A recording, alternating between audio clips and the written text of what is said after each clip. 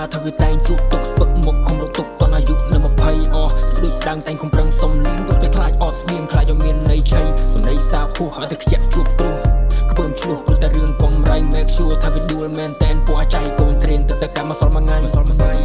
ធ្វើការធ្វើវាតែងជួបទុកស្ពឹកមុខខំរត់ទុកតនអាយុនៅ20ស្ដួយស្ដាងតែងខំប្រឹងសុំលៀងរត់តែខ្លាចអត់ស្បៀងខ្លាចឲ្យមានន័យឆៃសំដីសាបហួសឲ្យតែខ្ជាក់ជួបគ្រូក្ពើមឆ្លោះព្រោះតែរឿងកំរៃ make sure ថាវាដួលមែនតែនពួកអាចៃកូនត្រៀនទៅកម្មសល់មួយថ្ងៃតែខ្លះឈួតនឹងអំនួត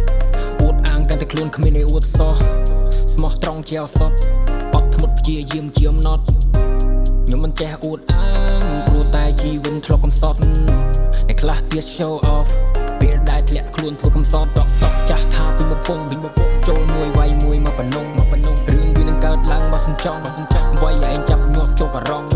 ដាក់ទោសវាមួយឲ្យវារៀងភ្លឺភ្នែកកុំได้ចាំទឹកភ្លៀងគោលន់កុំបញ្ញាប់ស្ដាពីង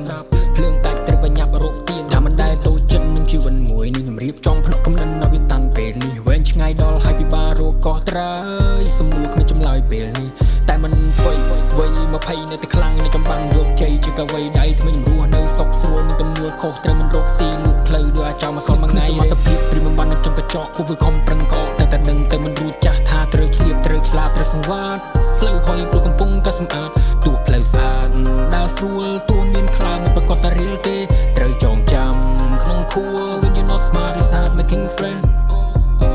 ធ្វើការធ្វើវាតែងជួបទុកស្ពឹកមុខខំរត់ទុកតនអាយុនៅ20ស្